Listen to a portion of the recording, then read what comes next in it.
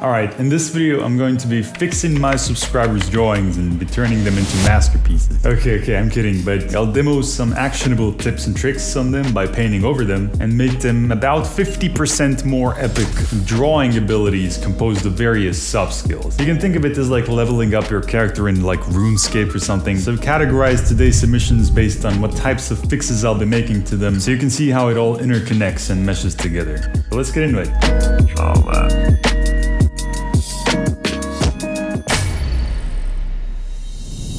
Hey Chala, this is my most recent work using the tips you've given. However, there is a lot left to be desired. The fire, for example. Toast me till I cry, please. Actually, don't stop even if I cry. The first thing that popped out to me was how similar the values of the character and the flames were. Flames actually emit light, so it looks kind of weird when the camera's exposure is set to both at once. And there are multiple ways to quickly alter values. First, let's do it with curves. I'm pushing the top of this value range down. So now we have a nice dark base for painting back the red glow from the flames. My most recent work.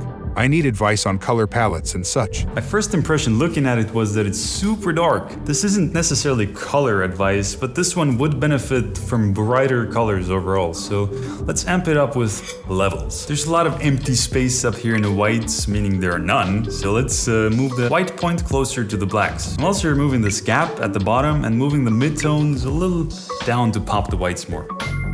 At this point, I feel like I need someone to show me how I can push more dramatic shading. To do the dramatic shading, we need a starting point. Similarly to the first submission, I'm gonna darken it using a clipped layer. So this method allows for easy manipulation of the shadow colors, which I'll demonstrate in a bit.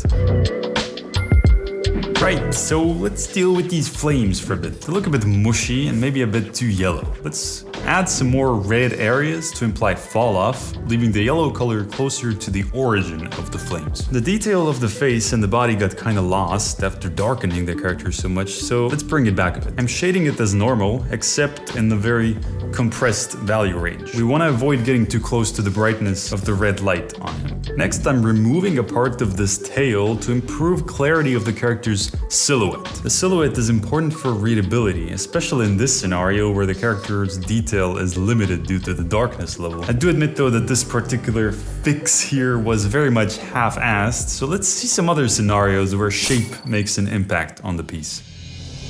I just finished this recently and I was wondering how I could have made it more dynamic and readable. He's slashing a circular robot thing. The main issues here are related to shape plus value. First, let's expand the canvas vertically so we can actually see the circular robot thing, because the way it was framed made it pretty confusing to look at. Now that there's more breathing room in this image, I'll tone down this blue energy blasting. It's so dense that it kind of hinders the readability of the action, if you know what I mean. Let's brighten the background a little, making the dark silhouette pop more. We'll now replace this blast with a sword trail, which emphasizes the motion of the action and makes a sharp V-shape toward the center of the robot. Something fun about shapes is that edgy shapes imply dangerous things. The next step here is making the flames more dynamic by using the big, medium, small principle. Now, I didn't execute it super effectively yet, because right now it looks more like medium, medium, small or something. But just adding in many of these smaller pieces to the bigger flames makes it come alive a bit more. Okay, so I realized it was medium, medium, small, so I ended up removing a big chunk of the fire from the left, making the guy's head actually be above the flames. Alright, so my dumbass just realized that this is literally the way it was in the beginning. I'm fixing problems that I myself created. Okay, so I felt like the flames were still looking a bit lackluster, so I looked up references to aid the process. Yes, wildfires and people dying for reference. The initial idea was to keep the flames moving across the image, across this main direction line, but I feel like I went a bit overboard with it, and the flames don't look very natural as a result. But hey, it is what it is. I guess I should send the one piece I actually finished. Roast away! Alright, freeform roast. This one has like a sort of an abstract element to it now. I don't know what it's supposed to symbolize, so my critique is going to be based on just feeling and intuition. First thing I felt like was that this graphic shape here should be more symmetrical on both sides. I also felt like the red color at the top should be significantly brighter, so I'm gonna use a layer above it on color dodge mode and do it easily. I'm also gonna make the hair more symmetrical. Now I decided that I wasn't really feeling the hard graphic shape at all, so I'm blending it out using using swirly watery shapes that also followed the direction of the hair. Whoa, what happened here, bro? Holy shit, it's like a full piece already. We'll rewind it in a bit, but first let's talk about shapes. So we added this V shape with the energy trail. Now let's amp it up even more by destroying the top part of this robot's front panel thingy. We're adding another V shape into it, making it seem like the impact is powerful enough already that it's killed the top part of the robot. If you can kill a robot, it's destroyed. Let's add in clear shapes for the legs and for the arms of the character. The arms also happen to form a V shape, so now we've essentially tripled it, which looks pretty darn cool. The artist asked for advice in color palettes, but honestly there's nothing wrong with the colors here, they work for the vibe of the picture. That said, I did feel compelled to touch up the lighting on the character's face and hair, as those happen to be the focal points. Let's brighten the top part of the hair since it's facing up, and that's also where the light happens to be coming from. It forms a kind of a C shape because of this little dip in the center. On the face, it looked like the light was coming more from the front, so I darkened and lightened areas accordingly.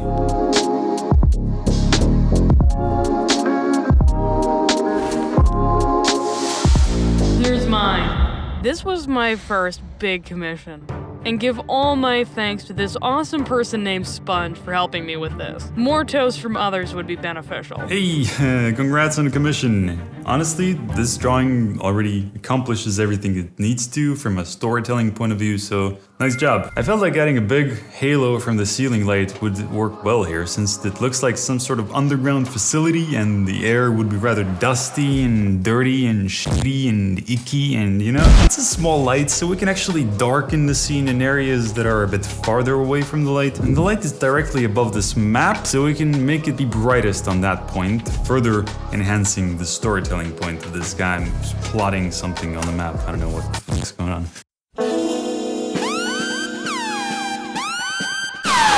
Right, so time to do some physical lighting work. To do dramatic lighting, we need to have it be rather high contrast. Ideally, you'd want to use the lighting to put emphasis on the most important parts of the character. In this case, those would be the broken side of the face and the axe. So I'm gonna use an eraser as a brush here and erase out parts of this clipped layer where the light would be hitting. We can reveal and conceal as much as we wish. The less you show, the more spooky the image will be. I'm thinking of a top left side right source. Right source. Not in front of the character, but to the side. This reveals half of the face, the axe, the clothing folds that stick farther out, the top half of the torso, and not much else. Some surfaces are more reflective than others, and for those we can add an extra highlight layer on top, but we'll talk more about materials and highlights in a second. So on this one, I'm working the opposite way. I'm erasing out parts of the light to make shadows, since on this one we are supposed to clearly see everything that's going on. So to spice it up ×1, I'm adding in a secondary light source, like a side light that fills out some parts of the shadow, which also adds some more color to the scene. To spice it up ×2, I'm adding in ambient occlusion. It wouldn't really be a Shala video without ambient occlusion now, wouldn't it? I've talked about it in different videos already. Now, I felt like the colors weren't dramatic enough at this point, but the benefit to working in layers like this is that it's totally customizable until the point to start rendering on top of it. I'll make the main shadows darker and choose like a sickly green tone for it and do the same for the background. Secondary light I felt like was too bright, so I'll choose hard light for the blending mode, which makes it kind of dark and gritty. Now this is dramatic, if I do say so myself. And I do say so.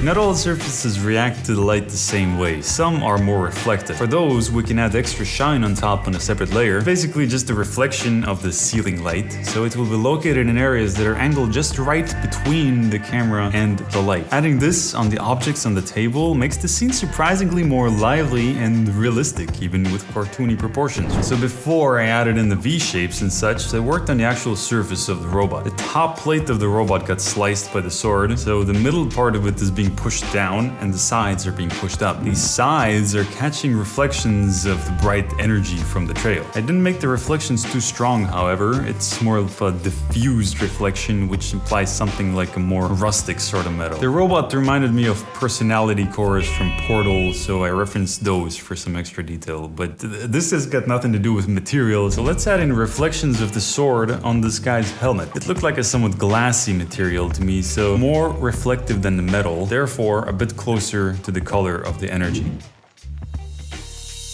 I painted this with sponge. I did the water and the blue angel. I was having a tough time with anatomy, lighting, and the scenery. A collab, nice. The water angel character is the part of the collab that's made by the submitters, so we're gonna focus on that. To me, it doesn't look watery enough, it just looks kind of blue. So let's create a nice watery material. Since water is colorless, it is super reflective of the light around it. To put it simply, I'm trying to think of the character as a giant human-shaped mirror, which is also transparent. So yeah, it's one of the most tricky materials to paint properly, but it is essential that you do understand the form of the character, because you need to be able to reflect the rays off of them, and the landing point of the rays will be the color you will use. Right, so to finish this one off, I'm painting in small cracks and crevices into the surface of the metal. And what makes this impactful is the corners of the cracks, which also will catch small highlights. So this helps us sell the effect of metal. Sprinkling in extra brush strokes on color blending mode also adds a neat rustic metal effect. It changes the hue, but doesn't affect the value. To help yourself visualize the material, it can be beneficial to paint a sphere in this material. In many cases, you can use it as a guide to pick colors from. So think of what direction on the plane the character is facing and reference colors from the matching angle on the sphere. This doesn't work in every scenario, but just to get your 3D thinking going, it can be a nice exercise. What really sells the watery effect here, though, are the droplets in the air, which add more motion to the scene and implies the material of water, like, way better. So there will barely be anything in this category, but it gets a category regardless. To finish this one off, I rendered out some anatomical details, like the collarbone area and the muscles around the shoulder blade area. So this just adds a little bit more realistic grit into this piece, which I think looks cool.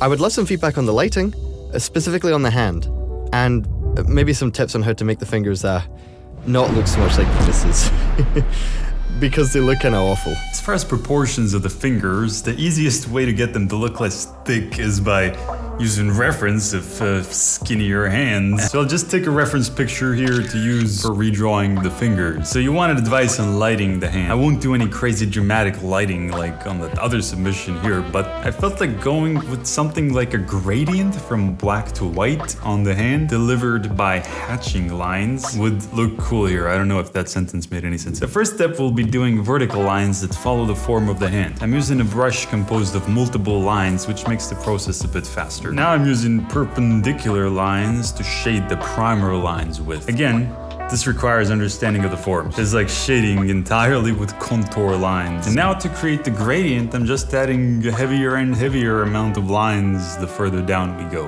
Yeah, that's basically it. I think it looks cool. Time to show some tips and tricks to you that will enhance your work. These are just cheap tricks that I use throughout working on these submissions. Here, I'm using a big old low opacity soft brush to add a halo around the character since the light behind him is so strong. Animate action lines around the impact to really draw attention to it. Just lines that all converge to a single point. Adding particles and flying shit around light sources adds a little bit of atmosphere to the piece and looks cool. Adding some orange color around transition points between light and shadow to make skin look more natural. Just use a layer and overlay mode to do this. And the cool thing about it is that it stays there even when you change the shadow color like I did. If you know where your light sources are, you can use a huge soft brush on the background to emphasize that direction. This creates an atmospheric background even if there isn't anything really there. It just kind of looks like hazy air that's filled by the light sources you put into the scene. Somewhat cinematic, somewhat cool. I like it, I use it a lot.